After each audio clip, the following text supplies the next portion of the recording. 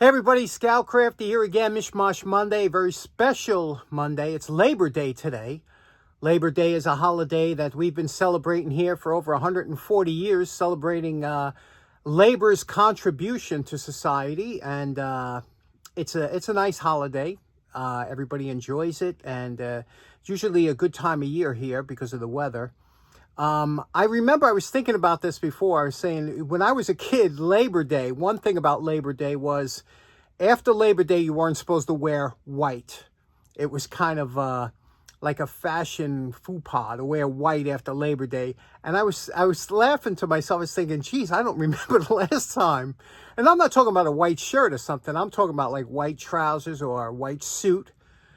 When was the last time you seen somebody with a white suit? I mean, look, in my circle of friends, in my circle of people I hang out with, you know, wear kind of overalls and shop clothes, things like that. But in general, even when you go out, you know, wearing white was left to the young or the rich because it's hard to keep clean, right? And I remember back in the day, Saturday Night Fever came out, and John Travolta brought back a lot of the white.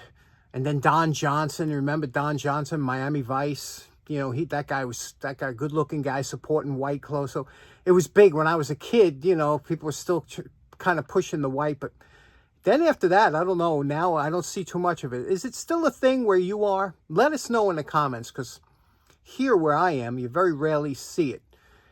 Because especially like even when I drove the bus, you didn't see too many people wearing white, because if you sat down on some of the New York City transit seats, you'd be like a rag. You would come out there looking, because, you know, everybody slobbers on the seats or whatnot, and you're going to wear something white? Nah, not unless you put a plastic bag over you and walk around.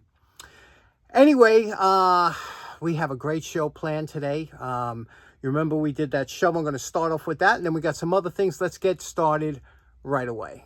For those of you just tuning in last week, I was on a walk, and I found this beautiful World War II U.S. wood manufactured M1943 shovel entrenching tool in the trash, and it was rusted up. It needed a lot of work, and the nut was frozen. But what we did, we soaked it in vinegar for 24 hours. Then I took the cup to wire brush. We got rid of all the rust from it. Then I coated it with shellac. After that, I filled it in with red glazing putty and primed it a couple times. And this is what we came out with. And we're calling this project done. Now, first off, I got to say one thing, that always, for some reason with this camera, the greens always come out different. They always come out lighter. Like right now, it looks like an olive green, but I can assure you it looks very much in person like the darker green to the right. But they did come in many different shades when they were made. They came in flat, they came in gloss, they came in semi-gloss. You know, they were pumped out like crazy years ago.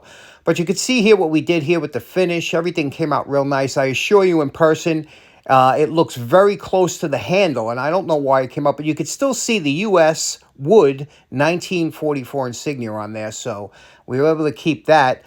But all in all, you could see here how it works with that red lead or that glazing putty instead of trying to do any other kind of options on here. I think it came out pretty good. And sometimes it's stored with the case or whatnot, but we can't fold it. So what do you think?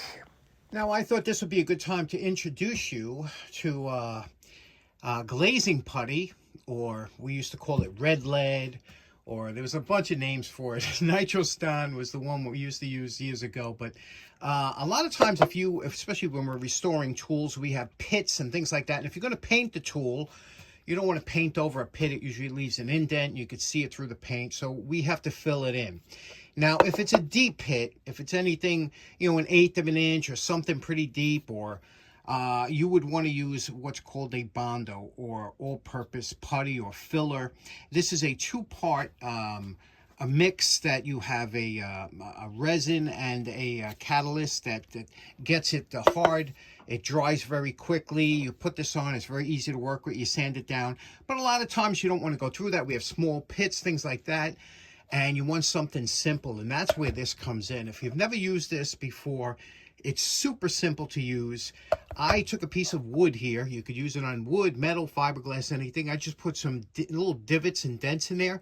And I'm going to show you how easy it is that anybody could use this. The first thing you're going to need is you get some glazing putty, and then what I like to do is just to use an old credit card or something like that. They do have squeegees, body squeegees, or that you can use, but an old credit card's all you need. And I'm going to show you how quick and easy we could fill in little pits or holes or dimples. Now, the beauty of this is that it's a one-part application. You don't have to mix anything. This is the way it comes. It's like a tube of toothpaste almost. So we're going to take a little, we're going to put some on here like this. Okay, you don't need much. And the other thing is you don't want to have it on too thick. A thin coat or a couple thin coats to fill in what you have here. And we're going to take our credit card here. And what we're going to do is you're going to take it like this and you're just going to push it down like that. You see how we just filled in all of those marks like that? That's all you want to do. Just fill it in like this. You could go back and forth, but a nice easy one. Let that dry.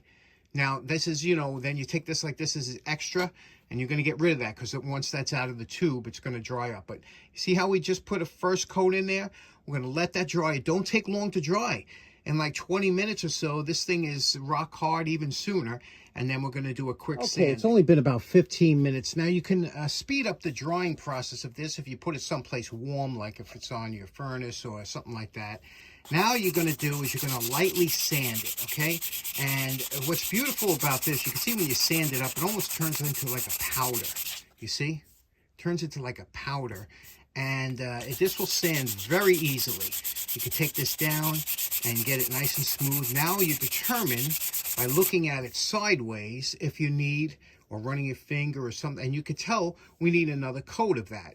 Okay, so what we're going to do is we're going to sand it down like this, and then we're going to put another coat on. It's so easy to apply. Again, just takes a little bit. Don't take much on there. That's more than enough. Always put the cap back on the container because this is a lacquer drying. It dries very quickly. I'm going to take the card again, and you see like that. Just wipe it again. Just gently across. Sometimes you want to go sideways or whatever, but see now we're filling it in thicker. And you could put it on pretty thick if you want, but you'll just have to sand more off. But I'm going to put a little bit thicker on here. You don't want to go over it too much once you put it on. You just want to just kind of give it a quick going through, and then we'll sand it down again. Okay, it's been about 20 minutes. This is now dry. Again, I'm using some just scrap sandpaper and whatnot. I'm not even going by the grits, but you see now we're sanding it down. And remember all the marks that we had here. They're going to show up a little darker because we're going around it. When we get to the same color, that'll be at the same level of those marks we made, because they'll start turning light pink. So there we go. We're sanding it down. You see how nice powder it turns into? It's not hard to sand. But we're taking it down. We're getting rid of all that. And that's what I did on the shovel to get rid of all those pits. And we're not putting this on thick enough that it becomes a problem. I'm doing this all in real time, as you can see. But I'm not putting it on thick enough where it can chip or crack under duress. You're just filling in the dimples, the pits, the divots, the imperfections. See this? How it's coming now? Now, and then you look at it sideways, you look at it up and down if you see it need another coat. But that, I think you should put this into your bag of tricks. It's called, I'll put a link in the description. It's not cheap, but this tube will last you a lifetime. I know, because a lot of guys out there have tubes that used to be their father's sitting in the garage. And if you keep it capped, it doesn't go bad. You know, it won't dry up in the tube like silicone. There we go. You could see where the marks were, but you can't feel them anymore. Pretty good, huh? Next up, I'd like to show you this beautiful Numberall Bell System stamp that I picked up. It was out of Staten Island, New York. I'm not even going to try and pronounce that. Rugonaut? I'm not even going to try. Anyway, Numberall. And this was used by the Bell System to put the stampings on different things. And it's just a rotary punch for numbers 0 through 9. If you want to do 10, you do the 1 and 0. Very interesting punch, well made. You could see they do go, they're pretty pricey. I got this from Craig Greg actually at the Long Island Tool Meet, and it's just a piece of work, isn't it? Paid $10. And it is beautiful the way it's made. I knew it's quality, but I want to show you something. These are always difficult to use, and I also got them.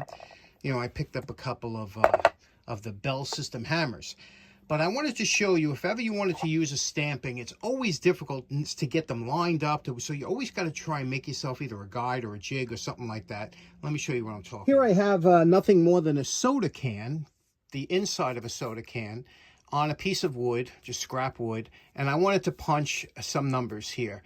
Now, if you wanted to get these numbers straight, I could take it here and try and stamp. It's going to come all over the place. There's no way you could do it. It's going to be up and down. It's going to look horrible. If you have to do it on something that you're trying to do, the best thing to do is to have some kind of guide. And all you need is a straight piece of wood. We'll take a straight piece of wood, we'll tape it on here, and I'll show you how we'll work. Now, here you see what we did is I just put a straight piece of wood, piece of scrap wood over here, put a rubber band around just to hold it. You're not going to be putting a lot of pressure on there. But then there's a little arrow here, and you take the arrow, you put on what number. Let's say we wanted to have 658. So we're going to go to 6. Now remember, the 6 is facing this way, but when you put this down here, this is the way it's going to read. So, and they do that specifically so you don't mix up the 6s, the 9s, because, you know, you can have them upside down or backwards. So you're always going to put your punch the same way. And what you're going to do is you're going to rest it on this piece of wood here, okay? We're going to rest it against the piece of wood here, and we're going to stamp it down with a light tap. Okay, we're holding it down. Just a light tap like that. Now we have the 6 over there. Now what you're going to do, we said 658, I believe. We're going to go to the 5 here. I'm going to put the edge of here, line it up with the middle of that 6. Okay, and that's what I'm doing here. I'm going to here. Okay, 5, and then we're going to do 8. Okay, and I'm going to line up the edge there, just with the middle there. Okay, let me make sure. There we go. Okay. 658. Now, that 5 came out just a little bit light. Now, this is always tough if you're going to try and go over a letter again. But if you do, what you want to do is you want to rest that stamp into the letter, okay? So you don't get a double stamp. Rest it in there and give it a second tap. But there we go, 658. It's lined up. When you take it off here, see there, it don't look bad. If you tried to do that by hand, and especially the spacing, when I'm spacing it, I'm just lining the edge up with the number I did before. But you see how that works? So that's how you would use this stamp. Now you can see I just practiced here, just running some more numbers. I did 28, 431. And you can see I used a little bit harder pressure again because I've never used this punch before. But you could see how much, you'd only need a light tap to get the number in. But you could see if you tap it a little longer, you'll get a little box around it. And again, this is a soft wood backing. If you were to use, if it was stamping it to something harder, you'd have to, it's always good to have a little practice, but that's how that number stamp works. Pretty interesting. Now, because I always found these hammers interesting, it's such a great size, such a great weight. I don't know, I think it's a pound. It's a lightweight hammer, but it's got enough oomph to it. And like I said, the difference here between these two, if you didn't tune in last time, you could see here the flashing on this one is much more pronounced than here. They tried to do a little bit of a grind here. This one, they forget about it. They just 1, 2, 3.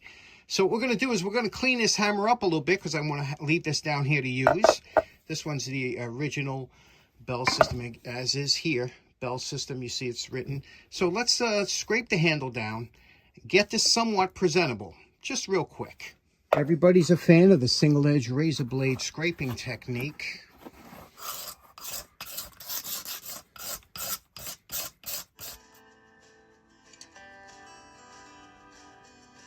Now this is the a shellac or polyurethane, whatever they put on there, scraped off. Now you could cover it with linseed oil and be done with it, but I have to tell you something.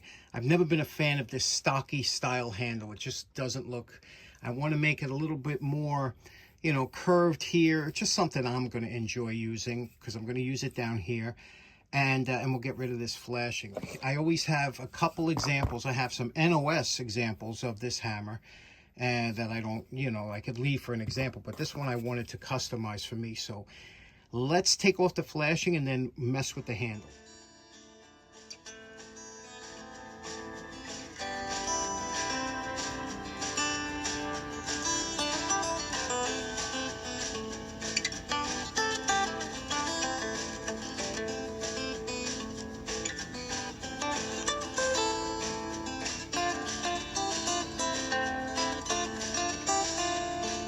Okay, here's just a rough sanding with the flap sander only. You see how we kept all the facets in the front, but I tried to smooth it out. We got rid of all that on the side. It's looking nice, right? It's a nice looking hammer. Again, I can't stand this. This handle just looks so stocky, right? So what we're gonna do is we're gonna do a nice curve here, make the handle swell thicker, you know, keep it thick, swell, you know, keep it a little thinner here. Just make it nice. Let's get the belt sander and do that.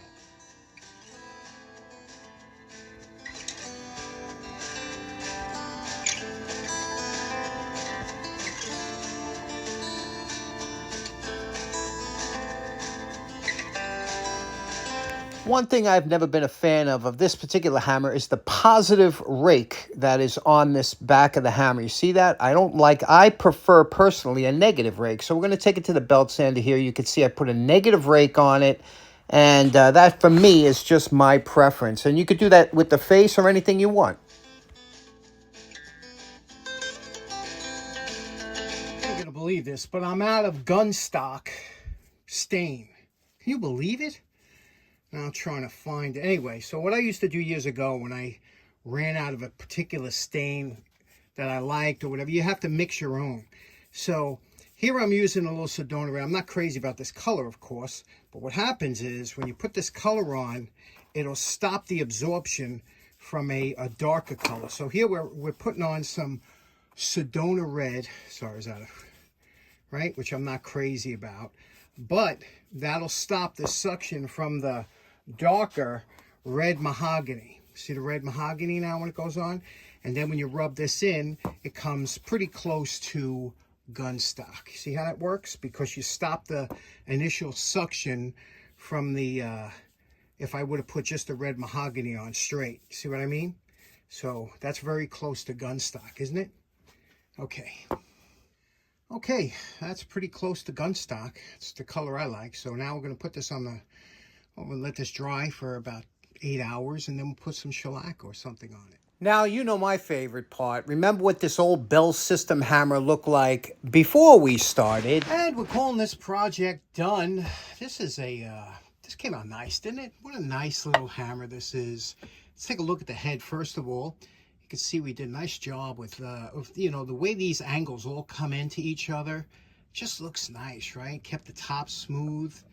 Linseed oil, 3 coats so far. I'll keep doing it until it stops absorbing. Linseed oil on the top.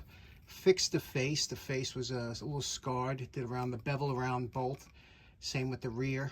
And the handle. What do you think of that handle? It's just, I think it's balanced now. It just looks nice. Nice color on there.